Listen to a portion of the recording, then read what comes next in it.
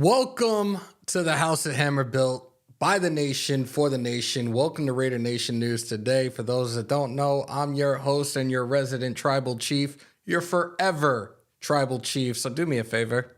Acknowledge me. Hope everybody's doing well. We are back. Y'all know the routine. Those coming on in for the first time, let me learn you real quick. Break them thumbs, hammer that sub, smash the bell to stay up to date with all your Raiders news, rumors, updates, live streams, and reactions. Let's do a quick roll call before I bring my guest in.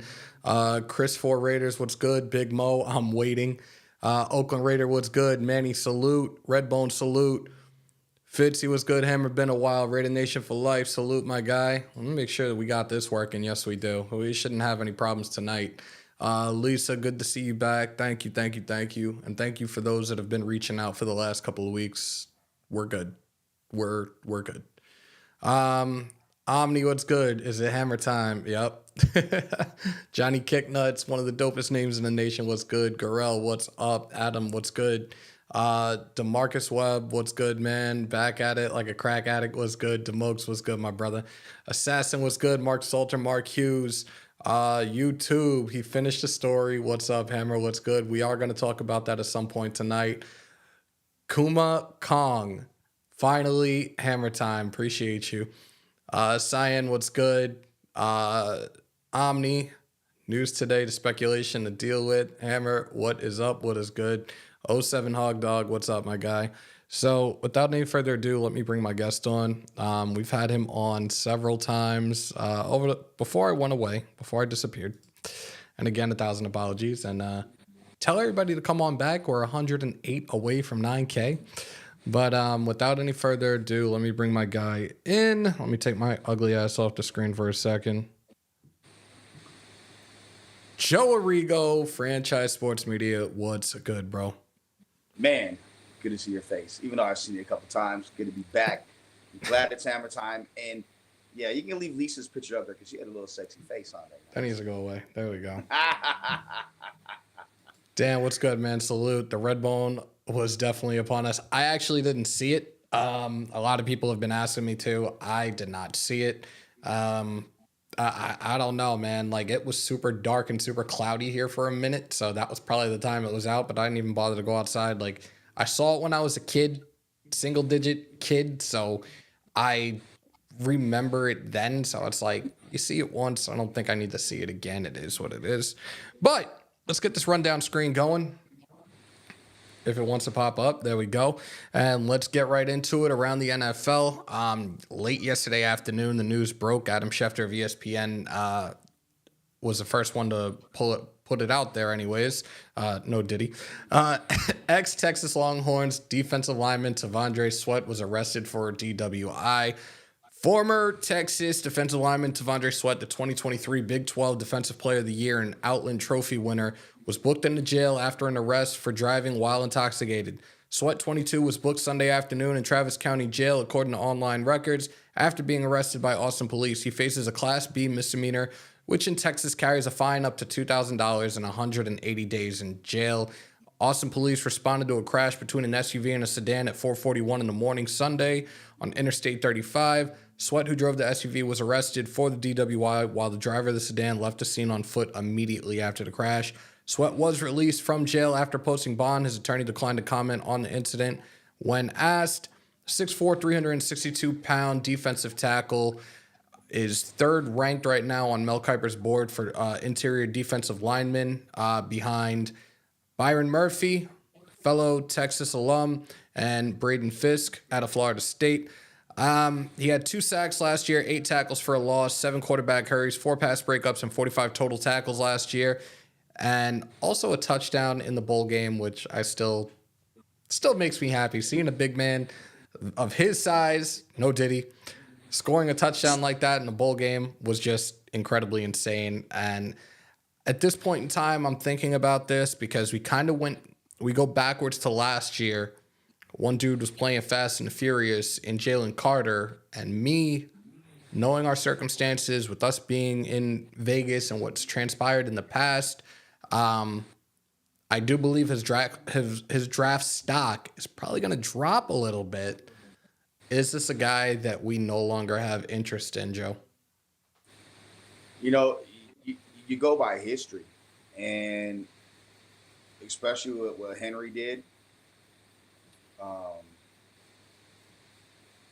Mind you, I got a chance to know Henry while he was here, and that's the last person I thought would ever be in that situation. I think it's I don't know if he'd be on the board. Just if Jalen Carter wasn't on the board because of that, and he is a better prospect, a more dominant prospect, I have a hard time thinking that Tandre Sweat, who is a day two, at best late day one, but day two guy, will still be on their board. I think he's going to. Some people may take him off it. I'm curious to what he blew though. No Diddy on the breathalyzer. Was it barely over the legal limit? Was it way above it? I mean, let's say it's a .08, and let's say he blows a No Diddy a .10. I mean, is that really that bad, or is it like a 1.5? They haven't even released that yet. That's like they have not. Nobody, at least from what I've seen recently, nobody has brought that to light. So I don't know. And in a day and age where we have so many options to get home when we go out, I mean, I live in Vegas. I'm out every weekend. Like, there's not a weekend I'm not out doing something. I Uber everywhere. I just, unless I'm rolling with somebody and I know one of us is not drinking, I Uber everywhere. It's a responsible thing to do. This is a lack of, I don't know, it's like a common sense for me with him. Now, would it be off my board? No, because, I mean, obviously nobody was hurt. It's not like he was Rashid Rice, where you get from a scene of a crime. Speeding, thankfully nobody was hurt in that case. But I think it'd be hard pressed if you're Mark Davis or Tommy Telesco. But then AP is giving guys chances too. But I haven't talked to anybody about it yet. But I do know that if we're going off past history, I don't think he's on their board.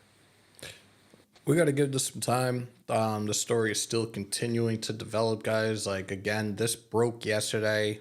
What I just brought to you guys was a late updated from late yesterday afternoon in terms of this current situation. And if anything else develops, we'll be sure to keep you up to date with that. Definitely a shitty situation. And thank God nobody was hurt. Nobody's life was taken. It's just a shitty situation. I see my big bros in the building. Salute to Graph, Oak Las Vegas Network. You know, almost at 25K. Mr. Canton himself. Salute to you, bro. Appreciate you pulling on up. Let's move on. Not really much else going on around the league right now. It is what it is. You know, the draft is close to 2 weeks away. There hasn't been much else to talk about. I know NFL.com did come out with another mock draft, and this is one that I've been talking about recently, but now it's kind of different with where they're going in the first round for us. A lot of us, or not a lot of us, but a lot of the media right now with us at 13 have us still sitting there at 13, and a lot of these experts and mock draft analysts had us taking Fuaga out of Oregon State. NFL.com came out with another one today. 13th overall, they have us taking J.C. Latham, the offensive tackle out of Alabama. Now, this is a guy that has been mentioned in previous mock drafts, and these were mock drafts that were done maybe a month and a half, 2 months ago. And now, all of a sudden, his head pops up, no Diddy, in the conversation as a first-round pick for us. Now, we go on to the second round, and this was something that I addressed, obviously not on my show, but this was something I brought to Graph's attention during a live he did last week. And same thing. They have us moving up, but they have us moving up a little bit closer than we did before. This would give us the first pick in the second round. We would be moving up to pick number 33 and taking Michael Penix Jr., the quarterback, out of Washington. Joe, we've talked about Penix, we've talked about Daniels, we've talked about J.J. McCarthy, but Penix seems to be more and more of a shot for the Raiders. What are your thoughts on Michael Penix potentially becoming the new face of the franchise at the quarterback position for the Las Vegas Raiders? At that spot, I love it. And even if it was late first, that's why. Look, first of all, if Waga's there at 13, I don't know if there'd be anybody. You couldn't pay James Jett or James Lofton or any Bo Jackson to run the card up sooner, because I think he is a plug and play, all pro, generational type offensive lineman. Honestly, that's my opinion about Fuaga. I love him that much. Lathan is guys I talked to with other teams. He's been shooting up. They went back and put on the Texas tape, and they said, watch the first half. He was dominant, and they think that he can be that type of guy.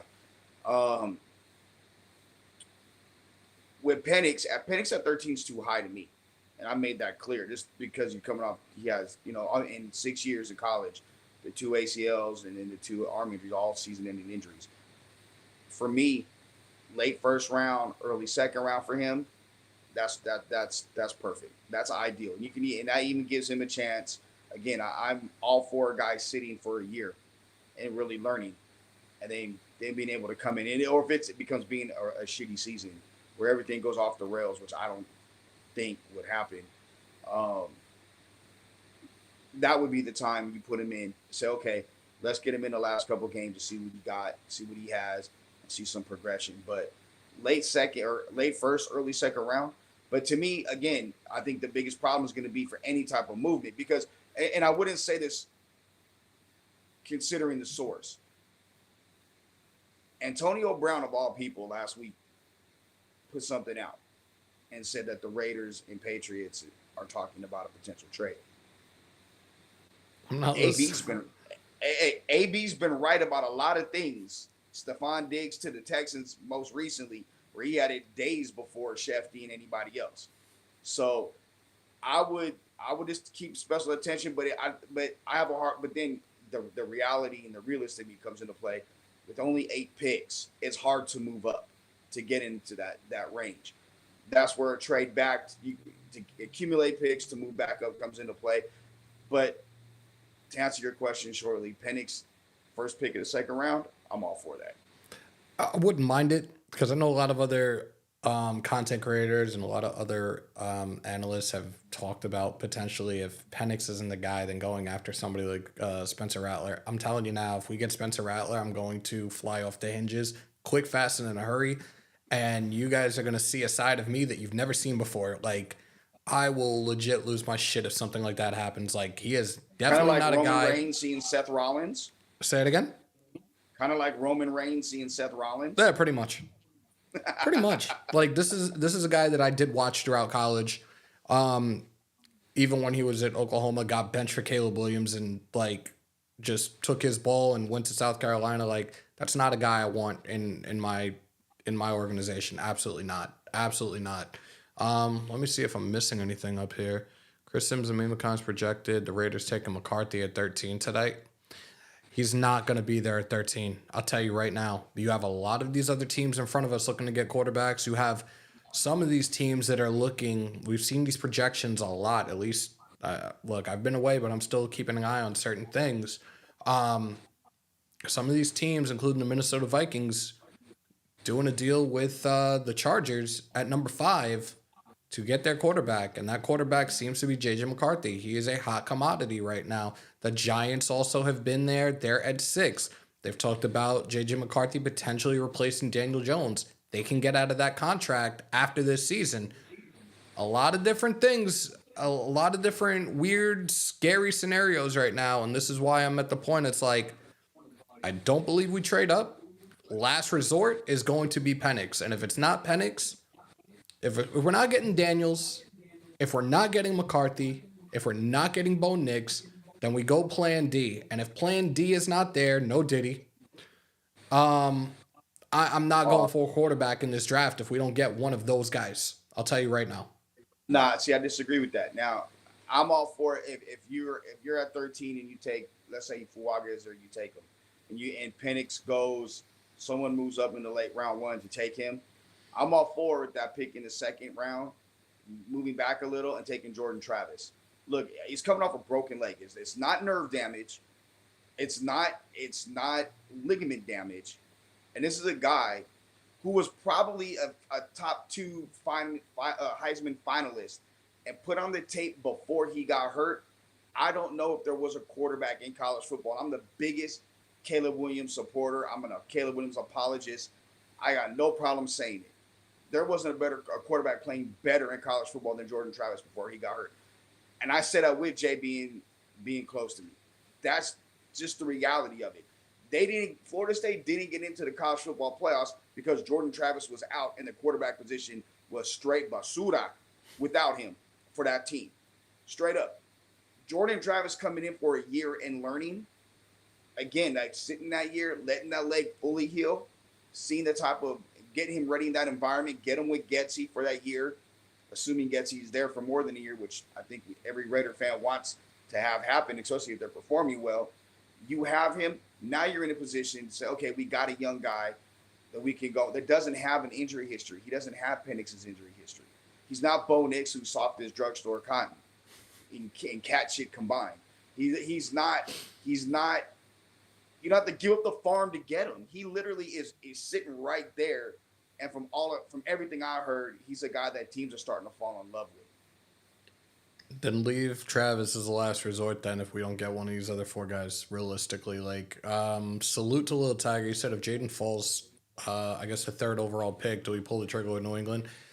No, because it'll be too little too late and they're going to want a king's ransom for that. I've talked about this in the past. If we're going to move up, whether it being the third overall or the fourth overall, the time to do that is right now. Because if you do it come draft day or draft night rather, whatever team it is, they're going to be asking for a lot. It's going to be a full-blown king's ransom for that. I see we got a guy in here, one of my guys. Where is it? I'm going to use his voice for this. Oh, did he? You are about to be unceremoniously blocked. And wait, one more. There we go. Wasted is in the building. Salute, my big bro. Let's see. I saw something else in here. But to your point about trading up now, let me ask you this. Go ahead. If the Raiders were to do that, they're showing their card. No, absolutely. You don't think they're not trading up for Drake May to 3 or JJ McCarthy at 3. They know it's for 1 or 2 people. They're showing their hand. You think that a team is going to, like New England, or be like, yeah, we'll go ahead and do that. We need a quarterback too, but yeah, we'll go ahead and do that. And then turn around in Washington sitting ahead of you like, oh, well, shit, they done moved up for him. This is where I'm just like, I'd much rather just be done with that now. In regards to the conversations about trading up, because again, like this was something that really realistically should have happened close to a month ago. The longer and longer you wait, the worse chance it's going to happen unless you give up the entire fucking farm. And unless you have something already agreed upon, providing that player is there. Yeah. That you have to keep it. Look, I can say this publicly. I've known Elliott Wilson. He was a scout with Green Bay, and I know how Elliott moves. Elliott's not going to say too much publicly about anything.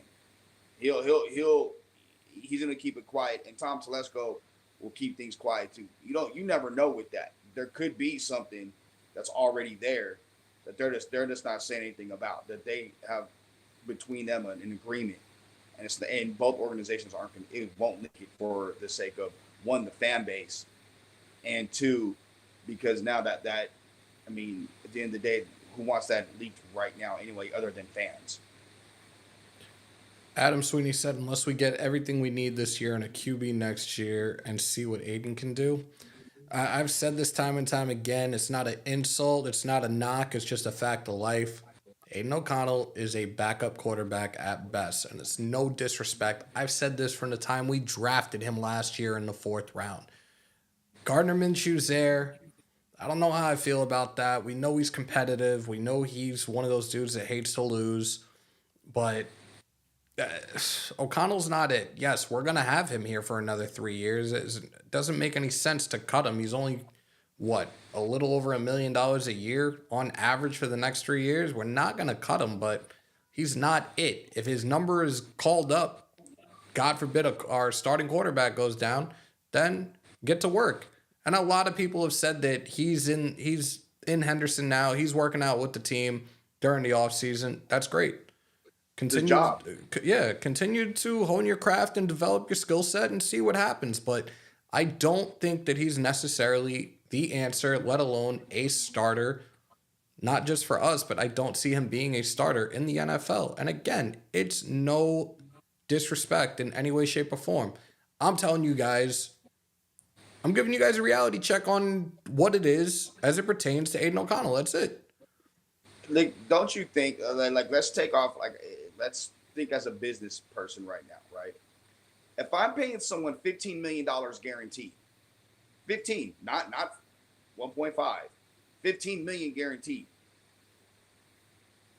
he's gonna start. Unless he is Matt Flynn all over again, he's gonna start. You got people in this chat right now that are saying AOC is a starter. Okay. Okay, look, here's the thing. I asked this once before, and no one can give me a straight answer. You've seen a couple games where he looked okay. Take out preseason, because people play. Justin Fields looked good in preseason. Until he got his dick knocked in the dirt. Oh, the league isn't that fast. Oh, no? Night. Exactly, right? So take out preseason. Aiden O'Connell's processor isn't fast enough. There's a reason why he went that late. He's not Tom Brady, right? Who obviously went later and became what he is. What has he done to have this long rope that people think he's that guy? I don't understand it. Often because he won a few games. I mean, a lot of that defense really played well. Yeah. And I came to see the game. That was that defense. Yep. The defense stepped up. It wasn't like Aiden O'Connell was out there making plays. He was doing the bare minimum of what he needed to do.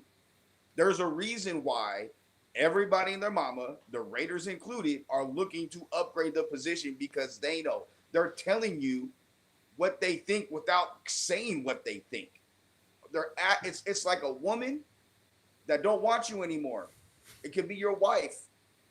If you're not in bed with her doing what you do, because she's like, baby, I'm not in the mood. I have a headache. And she's giving you an attitude. She's getting it somewhere else. The Raiders are literally to him. I'm not in the mood. I'm not feeling. I have a headache, honey. And she's going there. They're looking around. They put themselves in the market. They went and got somebody else. So he's not the guy. Like, and it's not because of AP's relationship with Jaden that they're trying to trade up. If AP had that relationship with Caleb Williams or Drake May, Jaden just fits what they want to do. The relationship is the bonus side of it, because there's a trust factor. Salute to everybody in the chat. We have almost 200 in here. If you guys haven't already, break them thumbs, hammer that sub, smash the bell. I see a lot of you guys in for this discussion right now as it pertains to Aiden O'Connell. Appreciate each and every single one of y'all. Look, we've had these meetings with a couple of the quarterbacks, so you can't say that they're not going to try to get a quarterback right now. You can't say that they're not trying to upgrade the quarterback position. Right or wrong? You're not wrong. You're 100% right. It just last week with Penix, here in Vegas, chilling at the facility, having his top 30 visit with them. They're telling you that they're going out. They want a quarterback. And again, listen to what's not being said. Read the tea leaves. The tea leaves are saying they spent $15 million on Gardner Minshew. They're not having $15 million to ride the pine. And they signed him day 1, day 2 of free agency? Yep. You don't do that for guys that aren't going to start for you. And they're looking to draft a quarterback. They're telling you, we want to draft somebody and have them sit behind Gardner for a year. And let's just say the best case scenario, right? Insert Penix or Travis or whatever quarterback, as long as it's not Bo Nix, right? Insert that quarterback. And Gardner Minshew's a starter, and he leads the Raiders to an 11-6 record. Kelly, let me touch on this in the chat, and salute to you. A rookie QB with McDummy in a battle line you can't fully judge. You're 1,000% correct on that, because, and I've said this time and time again as well. There's this thing that is part of the Patriot way. You'll get some of these guys high in your draft. This situation, you took a 4th-round quarterback in Aiden O'Connell, and you don't properly develop him. You had him doing a whole bunch of shit in the preseason, and everybody was going batshit over that, right? Season starts, oh yeah, he's the emergency. He's not ready. This isn't me saying he's not ready. This is McDumbass saying that he's not ready. So has him as a emergency backup, right? You go to that game, I think it was week 4, if I remember correctly, against the Chargers. Garoppolo was hurt. Okay, I'll throw him in. And it was almost like, let me prove my point that he's not ready. Sacked 6 times by Khalil Mack alone. And it was like, haha, see, I fucking told you guys, he's not ready. McDumbass is fired. We move on. AP makes a decision. O'Connell is our quarterback the rest of the year. Now, as a starter, he finished 5-5. His numbers weren't bad. But again, it was a lot of the defense's doing of keeping us in games. What am I missing? I just saw a super chat. My bad. TQ was at that Charger game. He texted me in the middle of the game. He was shooting pictures for franchise. Shout out to Gary. O'Connell is all right. Get me some no Diddy cornerback and Sweat. Again, the situation with Sweat, you guys know I'm a huge UT fan, so it does not, I'm not happy about it. To be perfectly honest, like, I'm definitely disappointed in the kid, but you know what? You learn through life lessons, and hopefully, like, he learned from this mistake and does not ever do anything this costly ever again. Again, it's tough to say right now, but again, we know where we are, where we play. I'm kind of on the fence right now if I would take that chance with him. But we got a few weeks. We'll figure that out. Could have been 7-3. AOC. You could have been the opposite sex if you would have had the extra chromosome. Who cares if it's the what if? Johnny Kicknuts just said it perfectly. Let me throw the flames on for this one. Oh Lord, here we go. AOC 3-0 Vikings.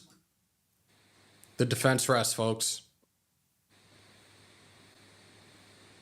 Hey, that should be the comment of the day so far. He just got the hot take. He's got the flames running. AOC 63-17. Yeah, how many defensive touchdowns did we have? I was there. I don't remember. Defense is our new mantra. California Dave, salute. Joe, no Diddy. Take over for a minute. I gotta find one of these plugs. No Diddy, so we can open up the vault line. Oh my Lord, here he goes. Nah, folks, but it's look. I'm all for it. I want the Raiders to win. It makes my job covering them a hell of a lot easier and a lot funner. Because you go to a locker room, everybody's happy. Practice, everybody's happy. You don't have to deal with no extra bullshit. But when you just see things, and believe, and I'm not saying Aiden O'Connell's hot trash. I'm not saying that at all. And I wouldn't say that because the dude's an NFL quarterback. He can do things on a football field we cannot do. If we could, we'd be doing it. But what I am saying is, for this team, they're looking to move on already. Now, if they're sitting at 13, I think the bigger question is if Terrion Arnold and Fuwag is there, who do you take? I think that's the bigger question. Yeah, exactly.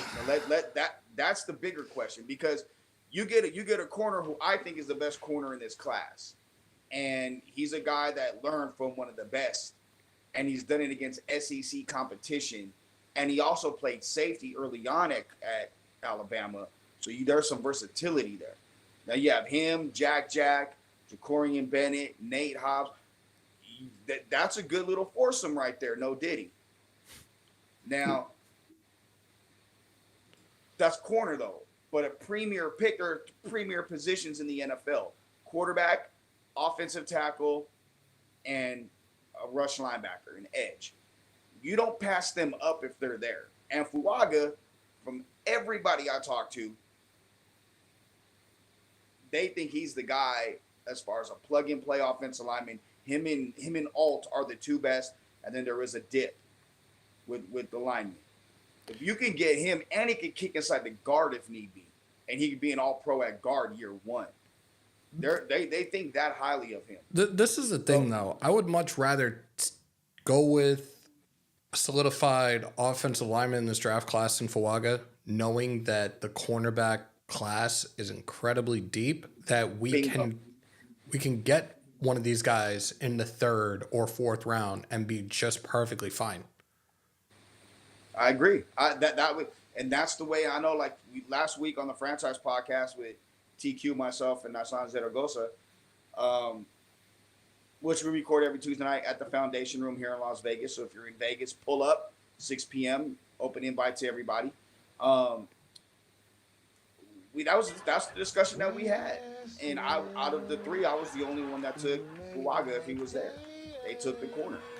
Salute. And that's, go ahead. That's just because TQ's about building through the defense, and I agree with that. But if you can solidify your offensive line for the next decade, you do that, because then whoever's playing quarterback is going to feel comfortable, and they're probably going to make plays for you. Salute to the real Gary on the $2 super. Could have had Jalen Carter, but didn't have the balls. You know what? I think a lot of people were very cautious with that situation pertaining to Jalen Carter, and at the same time, he is with a team where he's surrounded by a bunch of his old college teammates. So I think that was really a safe pick for them, where, look, he has a whole safety blanket of his former collegiate teammates around him where they'll keep him in check. And the veterans in the Philadelphia Eagles organization too, those guys are fucking always on their shit. The culture there is second to none. I mean, there's very few teams that have it. And here's the thing too. He started off hot, but he tailed off at the end of the year. And started throwing tantrums as well. That was another thing that I didn't really want to bring up, but I'm bringing up, like, hey, just tell like a T.I. is. He's definitely one of those guys that shit ain't going his way or his team is losing. He throws these fucking tantrums on the sideline. Like, we don't need that shit. We saw one dude throwing tantrums this past season, and right away, AP was like, kick rocks, my guy. And that's Marcus Peters, who wasn't doing shit for us anyways. Tyree Wilson had a better last quarter. He did, and I've said it, and I'll say it again. Sophomore season, watch out. Tyree is going to be that guy. You guys know that I was the one screaming that we were getting him in last year's draft in the 1st round, and we did. Granted, he was battling that foot injury for quite some time. His 2nd year, you guys are going to be in for a rude awakening for those that were doubting, calling him a bust already. No diddy. All that other bullshit that you guys were throwing out there, things are going to be different. Watch. Let's move on. Actually, there's a few more things we got to talk about as it pertains to our Raiders, and then we'll talk about, because I see a lot of WWE heads in the chat as well, we will recap WrestleMania. Over the weekend, guard DJ Fluker, who has been on our practice squad twice, the last time he played in the NFL was with the Ravens in 2020, has been released once again, and we re-signed Jordan Meredith. Jordan Meredith filled in at left guard while Dylan Parham played center during the absence of Andre James due to injury last season. And Meredith did step up tremendously when his number was called. So welcome back, Jordan Meredith.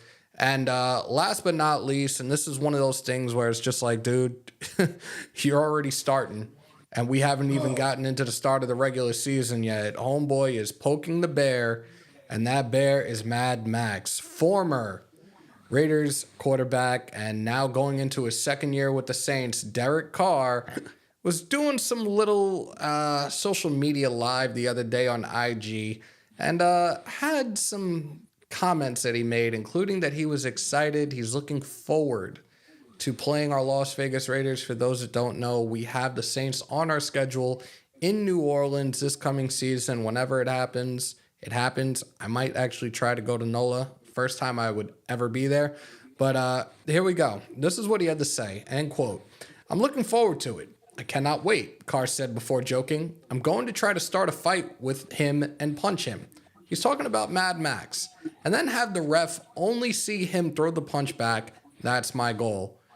Joking or not, do you not see what we have on our defensive line as of right now? We haven't even gone through the draft yet. We added Look, Christian Wilkinson through free agency. We have Maxx. You have those two on one side. You got Tyree, who's probably going to go back and forth between the interior and the edge. And you got Kuntz on the edge. Dude, I don't wish injuries on anybody, first off. But I really hope that Mad Max breaks your fucking legs. look, I've always taken a very politically correct road with Derek Carr. And the reason being is he stopped the bleeding at the quarterback position for the Raiders after Rich Gannon. He 100% solidified that position for them for as long as he was there, a decade, right? Or damn near a decade. Dude is out of his mind to even say shit like this. But he's a fake tough guy. Anybody that goes after a reporter and doesn't allow the reporter to speak in the press conference and then wants to tuck tail and dip, I lost all respect for him with that. And I'm not saying that because Paul is one of my best friends. PG is one of my best friends. Like, literally, I talk to him weekly, if not daily during the season. I mean, daily during the season, multiple times. Salute to Paul Gutierrez, VSPN, by the way. It's the homie, the primo, the longest person on the Raiders beat as well. So let's not forget about that, over 20 years. But to me, that was Bush League and bullshit. And you cry and whine and you go through the whole spiel and you use your brother to speak. Your brother speaks for you because you don't have the stones to speak for yourself. So your brother does all the talking for you on NFL Network because you don't know what to say. And then you want to play this, oh, golly gee shucks. That ain't you. That ain't you. It's a fake persona. When the bullets start flying and it's time to get down and really show your worth, your nutsack crawls up to your throat. The Raiders won in spite of you when they went to the playoffs a couple years ago. You're the one that chose to throw a yard and a half short to Zay Jones when they need a touchdown to win versus throwing to Darren Waller with the 5'10" corner on him because you wanted to go to Bible study with Zay Jones. That's your guy. You didn't want to throw to Darren Waller because you fell out of favor with him. There's a reason why things were said to you in the locker room, Derek, that reporters didn't want to report from said player that you're talking about right now that told you to man the fuck up and play better at quarterback because the defense can only do so much. But hey, so I don't want to hear anything, Derek. When they play the Saints, I may go down there because I haven't been in New Orleans since Mardi Gras a few years ago. And I want to go down there just to party first, go to the game, and watch Dude get flat on his back, if he's even healthy at that point. Because he always gets hurt for 3 to 4 or 5 weeks during the season, and then magically wants to come back and play. Yeah, so whatever. All right. I'm not a DC hater, but I'm also not I'm just you guys wanted real truth, right? That's what we do here. I'm telling you, like, things are going to be different. I'm going to be unapologetic with a lot of the shit that I say.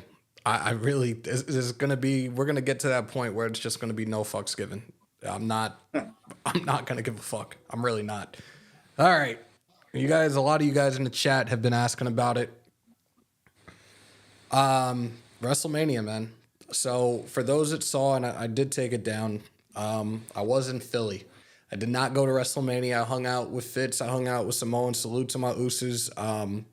We definitely had a good time. Had a legit Philly cheesesteak. Shout out to the people at D'Alessandro's. They're outside of the city of Philly, but best cheesesteak ever. So if you guys are ever in the Philly area, make sure to check that out. We went to WrestleCon, which was just amazing. I saw a lot of wrestlers like I grew up watching. Lex Luger, Kurt Angle. Kurt Angle has a fucking huge ass dome. I don't give a shit. Trish Stratus, the Hardys. But you didn't say no Diddy with that. No Diddy. Earl Hebner, Tony Schiavone, Devon Dudley. I saw Enzo Amore. We got to chop it up for a bit. There was a couple of wrestlers I got to talk to, which was pretty cool. The Acclaimed, they're currently in AEW. Hobbs, he's in AEW. Ricky Stark, he's in AEW. Lance Archer, another one in AEW. Hobbs and Archer, I just had to give them props for their matches that they had on Wednesday night on Dynamite last week. If I remember correctly, Hobbs went against Will Ospreay.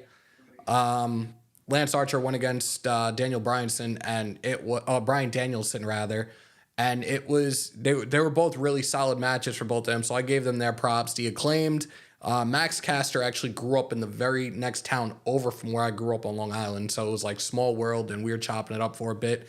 Billy Gunn was there, but he was talking like to a whole bunch of different people, so I didn't want to bother him. We got to meet Rikishi. We met the Godfather. For those that watch TNA, I put the picture up on IG. I had the opportunity to re-meet Velvet Sky. I met her in 2007 when she first started in TNA, and kind of chopped it up with her for a minute and was like, you mind if I take a picture? She's like, absolutely. A major sweetheart. I'll tell you one thing. Those that are in here that are my age, that grew up watching wrestling, like the female wrestlers that we idolized, man, they are all worked, washed, and just look god awful now. Like, There you go. I was like, yeah, no. I did see Lana, Rusev's wife or soon to be ex-wife. She still looks the same, but a lot of these other ones that we grew up watching, Lita, Trish Stratus, I was just like, oh my god. I saw Mickey James. She still looks the same. Victoria, Gene Snitsky. There's a whole bunch of them. It was pretty cool, but WrestleMania itself, night one was amazing, but night two was just even crazier, especially with the ending. Yes, Cody finished his story. No, Kelly was there. Stacy Keibler was not there. Cody finishes his story. McIntyre held the title for about 2-3 minutes. Damian Priest cashed in, your new heavyweight champion, on Monday Night Raw. Look, I know Joe is going to be doing a show in another half hour, and he's going to talk more about this, but we kind of said that we were going to talk about it while we were here now. And the one thing that I can take away from this phenomenal WrestleMania weekend is the Triple H era is here and in full effect. Like, you've seen a lot of things recently over the last couple of weeks, and I think it kind of started with The Rock. Like, this dude is really no fucks given. He's really saying whatever it is he wants to say right now. I cannot wait. January 2025, Monday Night Raw on Netflix. I'm telling you right now, PG is out the window.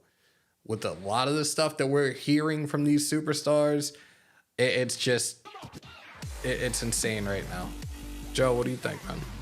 I think last night with The Undertaker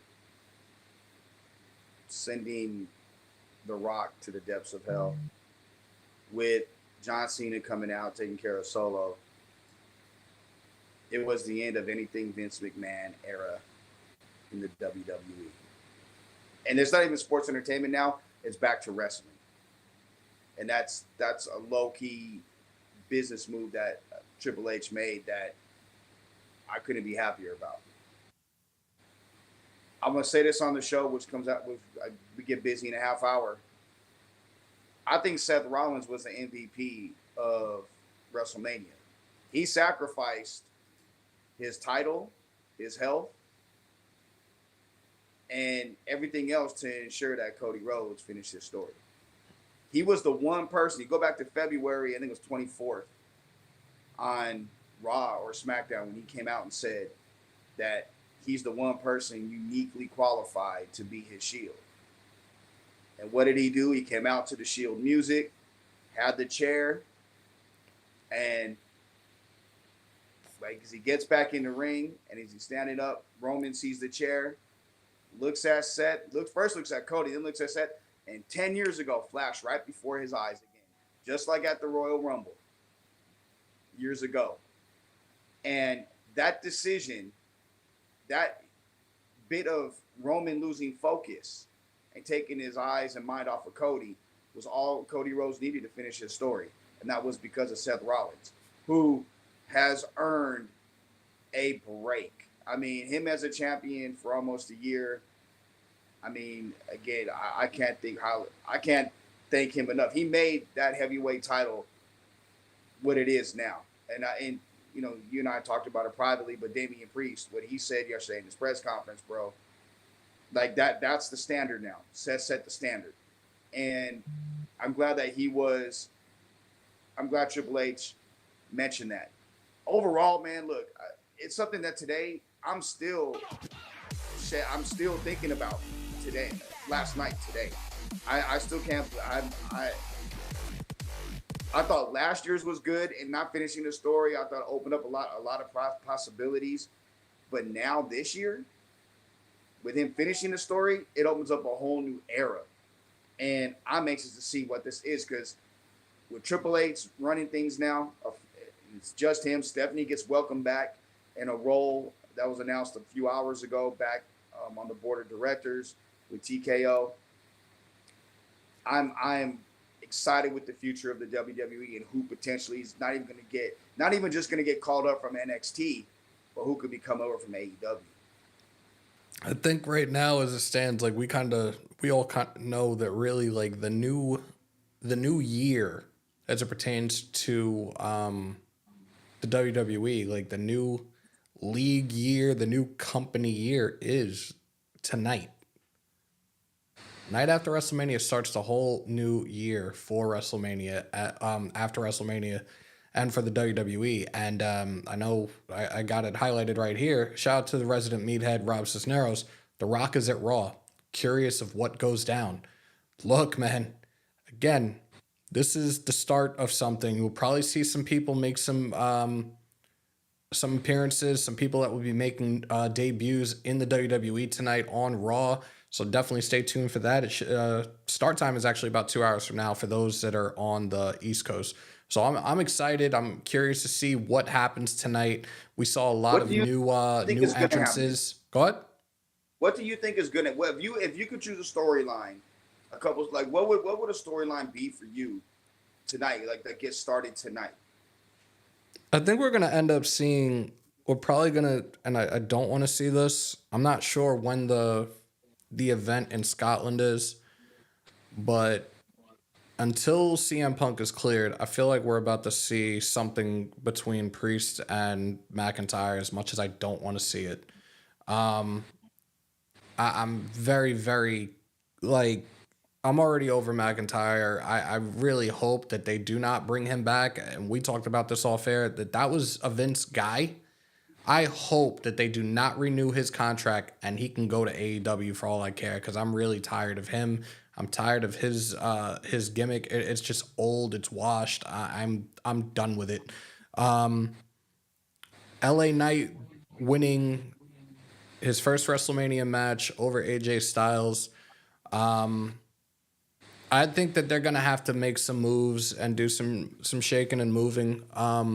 Because we're not going to want to see two faces, and I don't see LA Knight going against Cody. As it pertains to Raw right now, who's Rhea's not losing that title anytime soon. We have new tag team. This is the one best thing, the one thing I was incredibly happy about. The tag team titles are finally split again. No longer undisputed, no longer unified. So you have R-Truth and The Miz with the Raw. That's right. So they'll be on tonight. I'm curious to see what the tag team division is going to look like and what that landscape is going to be like on Raw moving forward. And then you have Theory and what is it? Why is this dude's name slipping my head right now? No Diddy. A dude from Australia. Him and Theory are the tag team champions on SmackDown. And Grayson Waller. I'm sorry. Grayson Waller. I really hope that they do not hold those titles very long either. pretty sure that Theory was another Vince guy. I don't know how long they plan on keeping him around for. Yup, Jacob Fatu is officially in WWE. You and me were talking about it before. This is a potential bloodline versus bloodline. That's what you said before, right? Bloodline splits with The Rock and Roman, because there already was some seeds with little Easter eggs with The Rock, saying certain things, being the final boss versus the head of the table. I think now that there's enough of the bloodline that you could split them in half, and that could still lead to Jimmy and Jay fighting. That could still lead, you got Fatu and I forget the other that just signed not too long ago. Hasn't came out yet, but they're both are related. They're both Tongans. And then you have with Roman, Jimmy, and Solo. So there could be a whole little bloodline split faction. I think that would be pretty freaking cool to have something like that that you could cross promote. But I want to see Theory and Waller lose those titles today. Like I'm not a fan of either one of them. And here's the thing, I think we're gonna see a big push with the Badass coming up from NXT with Bronson. Paul Heyman's been working closely with him. And again, I do think Roman is probably going to step away for a little bit. So we'll see how that plays out. But before, we still got a couple of minutes. And look, it's been a minute since we've done any of this. So let me go to the bottom. No Diddy.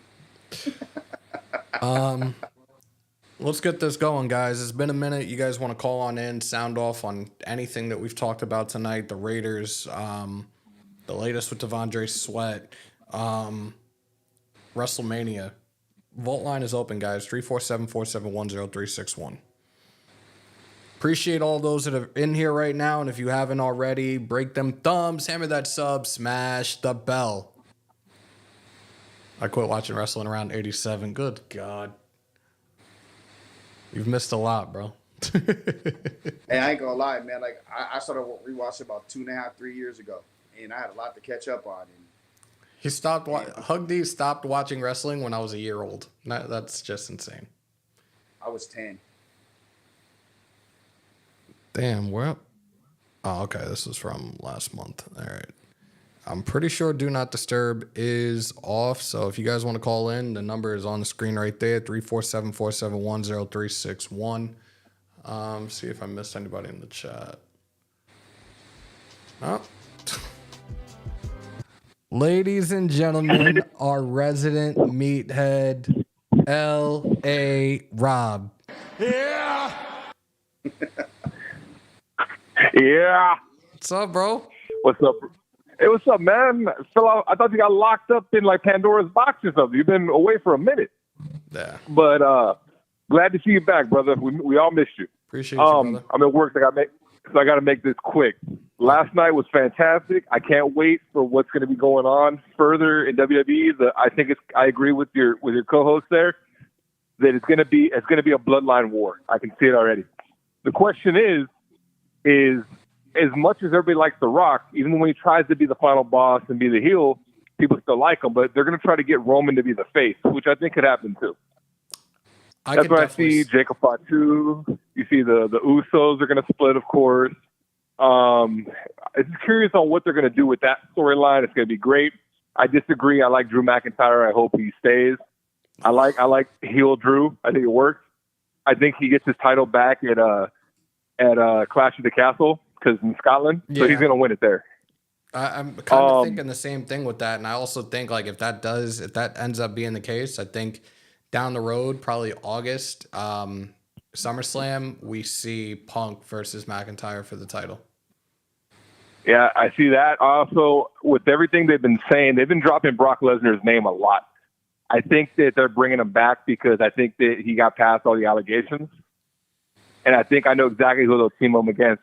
I think what they'll do is they'll bring him back and put him against Braun Breaker to make that kid an absolute star. Oh my God. Do you think he would That's really? what I was Do you talking think about. I he'd said put him Bron, over I meant though? Bron Breakker. Do you think he'd put him Heavy over? I think he would. Oh yeah, yeah. Brock is different now. He literally is about the business, and especially them taking a chance, like bringing him back. You know, with everything going on, it'd be Brock/Run. I mean, he put Cody over. Why wouldn't he? Why would he put Braun over? Especially seeing who Braun's dads were, and you know, Brock probably respects his dads, who were great in NCAA as well. Yeah. So we'll see how that plays out. But I think it was supposed to be either them two or Brock and Gunther. I can't remember which that one was supposed to be, but that's something I can see.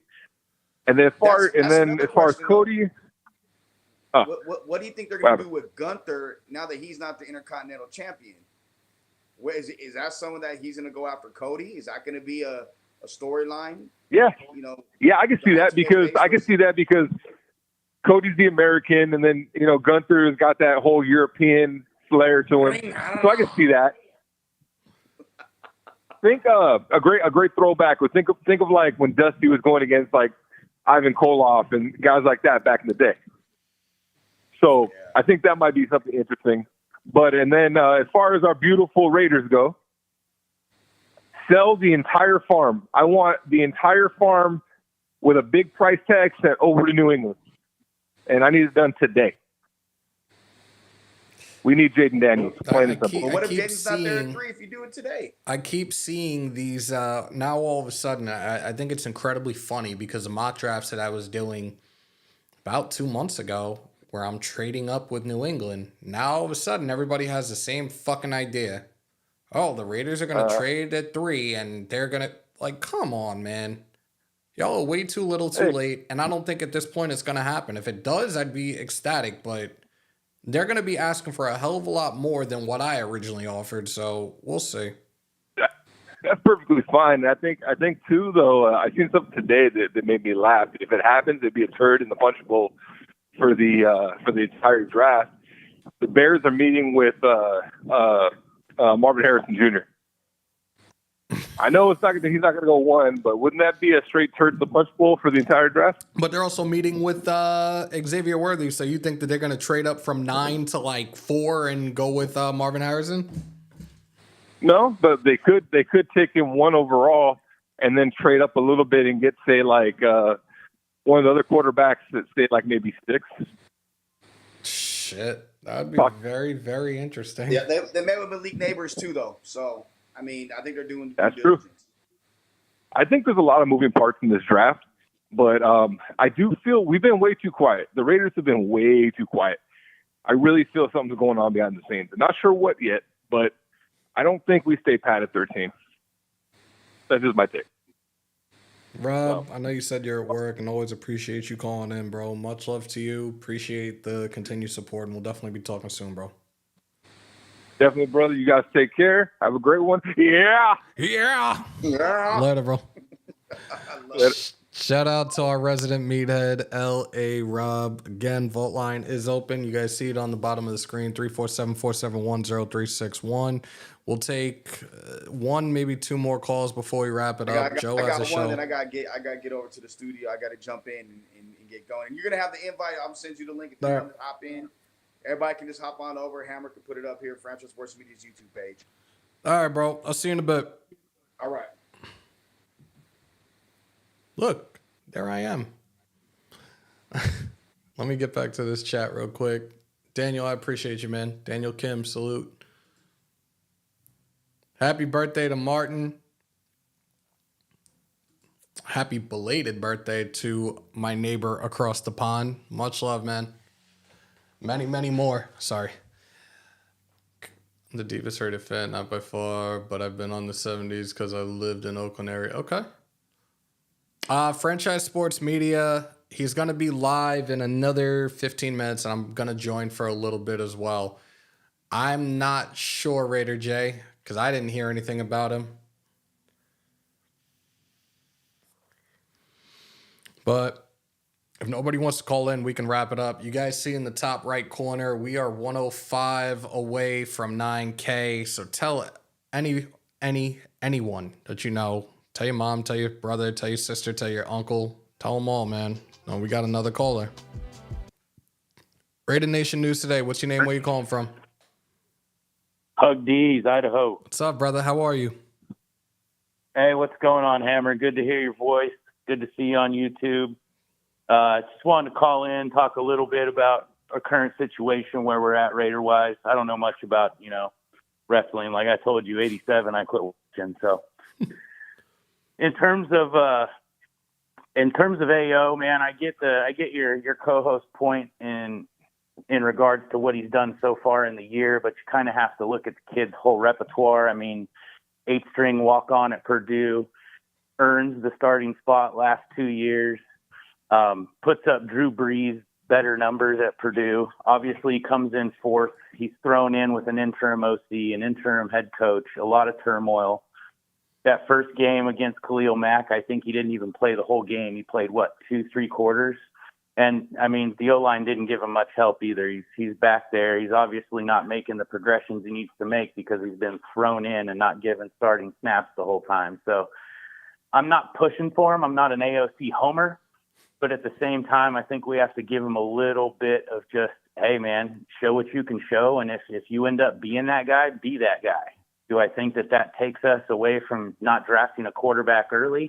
No, I think we still need to draft a quarterback until we find that superstar. But honestly, I don't think we've seen enough of that young man's whole tape, as well as a whole off season in a starting role with a bona fide OC. To see what he can do. I think it's just too soon to go, he's going to be a career backup. I don't know. He's proven everybody wrong since. Thoughts?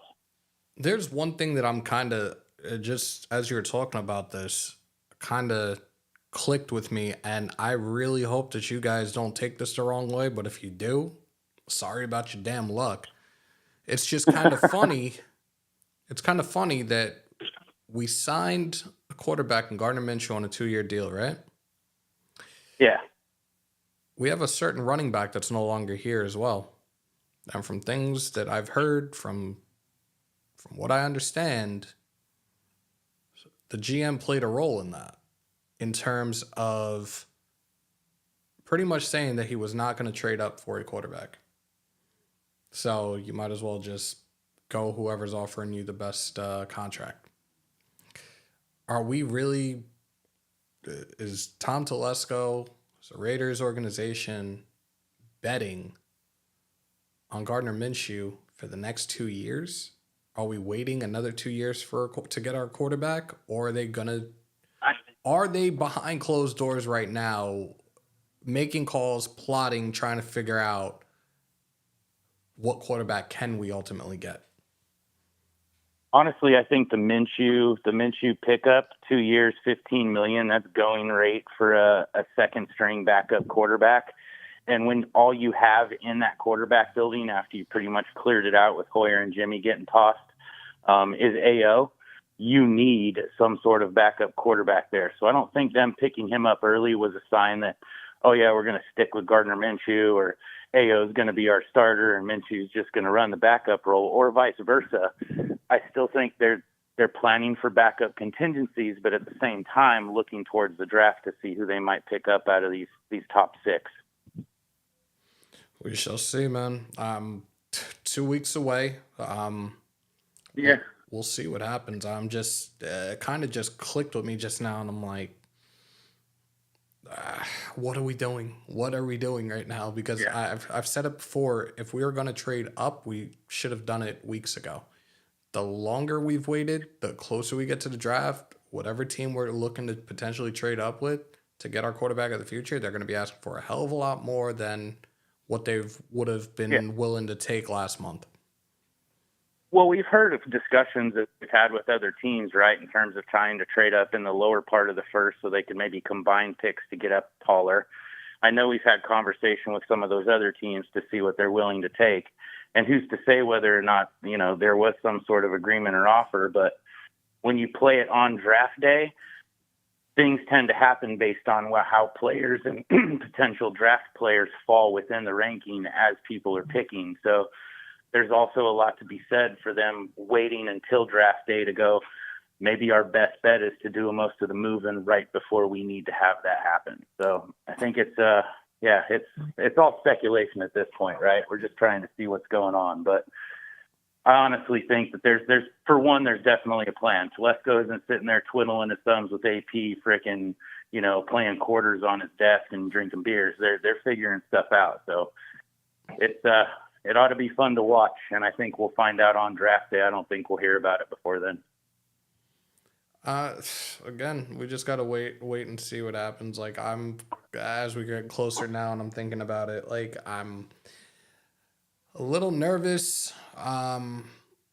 Salute to Raider Nation, Jason in chat. I'm a little nervous right now just because of how this has played out so far, but like, I'm still trusting in our front office. Tom Telesco, Champ Kelly, JoJo Wooden, and the rest of them. Like, I'm hoping that they do make the right move for this franchise for years to come, and hopefully we get that quarterback that can be the face of this franchise and lead us into deep playoff runs and potentially to a Lombardi trophy as well.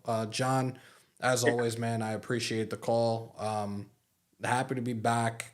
Definitely missed you guys, and I'll definitely talk to you soon, bro. Have a good one, brother. Take care, man. All right, so I'm going to shut this down because I don't think anybody else is going to call right this second anyways. And if they do, I apologize because I just hit Do Not Disturb. I draft Fuaga at 13 and the best card available in the third, and maybe Jordan Travis to sit a year. So, Dan, I think you've been in here majority of the time. But, yeah, Jordan Travis would be like the last resort as it pertains to the quarterbacks in this draft class, at least when it comes to me. I wouldn't mind it. Let him sit a year. Let him, because again, this is a thing. It was either his foot or his ankle. We saw what happened with the situation with Tyree Wilson and his foot, and it took him quite some time to be back in football form. So if it takes a year for the likes of Jordan Travis to recover and develop and be ready at the next level, then again, if that's our last resort, then let's give that a shot. But we shall see. Guys, we're coming up close to, we've only been on over an hour. I thought it was 2 for some strange reason, but again, it's been a while since I've been here, and yeah, I appreciate you guys. I appreciate those that have been, that had reached out. And again, your guys' support and just the love that you guys show, even if I'm not in front of the screen, it means a lot. And I really, really appreciate you guys. Have you heard about the Vikings trading for Justin Herbert? No, Ernesto, that's definitely cap. The one thing that I have heard, as it pertains to these mock drafts recently, is the Vikings trading with the Chargers for that 5th overall pick, and the Vikings would ultimately draft J.J. McCarthy. But trading Herbert, no, that's definitely not going to happen. That's another one of those guys that is a franchise quarterback, a guy that is going to get his bag when his rookie contract expires. So the one thing that I've seen, and I didn't get to talk about this because I wasn't around, like, you guys saw the trade that the Texans made the other day for Stephon Diggs. The Houston Texans are doing a very, very solid thing right now in terms of that type of move. Now, they wiped out the remaining 3 years of his contract where he's going to be a free agent after this season, but it clearly shows you have CJ Stroud, the rookie of the year, on a rookie contract. They're going to go all in while this kid is on his rookie contract. They are not fucking around, and we need to be doing the same. Let's find our rookie quarterback. Our quarterback that can do things for us the way that CJ Stroud did in his first year. And CJ Stroud could be doing this for the next 4 years until his option comes up and when it's time for him to get his bag. But we need somebody like that. And I think our front office is conscious enough to make the right decision and trying to get our quarterback of the future. So stay tuned. But guys, again, I appreciate y'all from the bottom of my heart. Thank you for your continued support. We're 104 away from 9K. I would love to get it come draft night. If we can get it sooner, that would be even better. If you guys haven't, on your way out, break them thumbs, hammer that sub, smash the bell to stay up to date with all your Raiders news, rumors, updates, live streams, and reactions in the house at Hammer built by the nation for the nation. Raider Nation News Today. We will be back on at least a few times a week. I'm thinking 2, maybe 3 times a week. Again, we're getting closer to the draft. There's not going to be much to talk about. And of course, after the draft, we'll recap our draft, but there's not going to be much to talk about until training camp comes around. But I will do my best to be on for you guys because, again, the growth of this does not happen without each and every single one of y'all. Continue to stay safe. Most importantly, be kind to one another. COVID is back and on the rise. Remember to wash your hands and your asses. And as always, win, lose, or tie, Raider Nation till I die. Till next time, y'all. And of course, as always, on my New York shit, peace, love, and positivity. I'm outro, y'all. One love.